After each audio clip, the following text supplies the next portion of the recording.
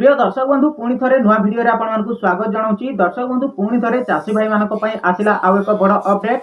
जदि आपण मैंने एपर्यंत खरीफ फसलर धान बिक्री चाषी पंजीकरण करना तेबे आपण मानक आसला खुशी खबर। आपणकर चाषी पंजीकरण समय सीमा को सरकार बढ़ाई। देखु आपणकर प्रथम तो अगस्त 20 तारिख पर्यंत लास्ट डेट थिला, पुणी ताकू बढ़ा जाइए 25 पर्यंत करा जायतिला। पुणी थरे सरकार आउ थरे आपणकर चाषी पंजीकरण को समय सीमा बढ़ाई देइचंती। तो यही तारीख पर्यंत आपण माने चाषी पंजीकरण करि पारिबे। जदि आपण माने ए पर्यंत चाषी पंजीकरण करि नाहंती तेबे आपण माने खुशी जांतु, आपण माने आराम से चाषी पंजीकरण करि पारिबे।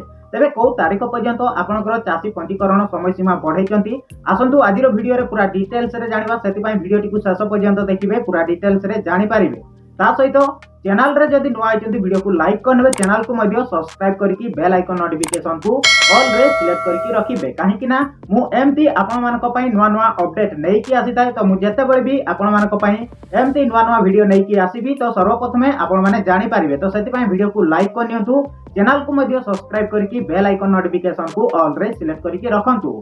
तबे चलंतु जानि नबा, जदि आपण माने ए पर्यंत खरीफ फसलर धान बिक्री पई चाषी पंजीकरण करि नाहंती तेबे को तारीख पर्यंत आपण माने चाषी पंजीकरण करि पारिबे। आपणकर चाषी पंजीकरण समय सीमा को सरकार बढ़ाई। देखंतु प्रथम तो आपणकर अगस्त 20 तारिख पर्यंत लास्ट डेट थिला, ताकू बढ़ा जाइए 25 पर्यंत करा जायतिला। पुणी थरे आपणकर चाषी पंजीकरण समय सीमा को सरकार बढ़ाई देइचंती। तबे को तारीख पर्यंत बढ़ाइचंती, चलंतु आजिर वीडियो रे पूरा डिटेल्स रे जानिबा। दर्शक बंधु देखंतु रेकॉर्ड भांगिला चाषी पंजीकरण 18,50,000 टपिला संख्या।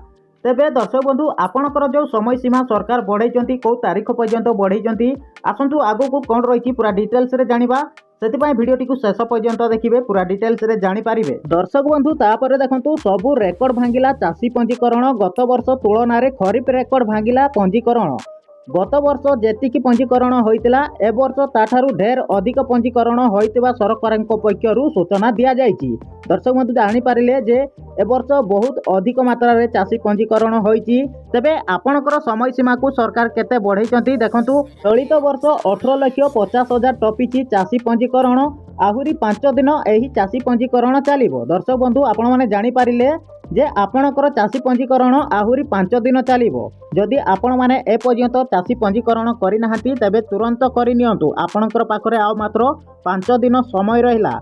एहा सह 20 लाख पंजीकरण करने सरकार लक्ष्य रही। दर्शक बंधु यह सहित सरकार लक्ष्य रही 20 लाख चाषी पंजीकरण करेंगे। जदि देखा गत वर्ष 17,63,822 जन पंजीकरण करते, किंतु ए वर्ष से संख्या बढ़ी। दर्शक बंधु गत वर्ष आपणकर 17,63,822 जन पंजीकरण करथिबा बेले ए वर्ष अधिक बढ़ी बोली सरकार पक्षरु सूचना मिली। दर्शक बंधु आपण माने जानि पारिले जे आपणकर खरीफ फसलर धान बिक्री चाषी पंजीकरण केते समय सीमा बढ़ाई। आपणकर 5 दिन अधिक पुणी थरे बढ़ाई। आपणकर प्रथम रे अगस्त 20 तारिख पर्यंत लास्ट डेट थिला, ताकू पुणी 25 तारिख पर्यंत बढ़ा जाइतिला। पुणी ताकू आउ 5 दिन बढ़ा जाइछि बा 30 तारिख पर्यंत आपणकर चाषी पंजीकरण चलिबो। जदि आपण माने ए पर्यंत खरीफ फसलर धान बिक्री चाषी पंजीकरण करि नाहंती तेबे आपण माने 30 तारिख पर्यंत चाषी पंजीकरण करि पारिबे। जदि आपण माने ए पर्यंत करि नाहंती तेबे तुरंत चाषी पंजीकरण करि नियंतु।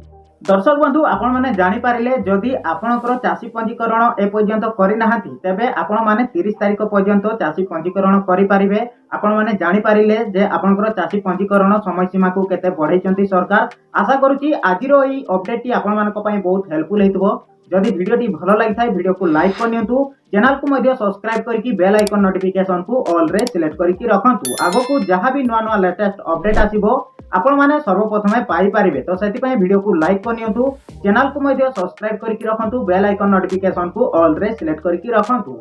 आउ ए वीडियो टी को आपनकर सांग साथी सहित शेयर करिवे, जहा कि सेमाने भी सठिक समय रे सठिक इन्फॉर्मेशन पाई पारिबे। तो दर्शक बंधु एतिकी रे विदाय दियंतु, रहुची पुणी देखा हबो नेक्स्ट वीडियो रे।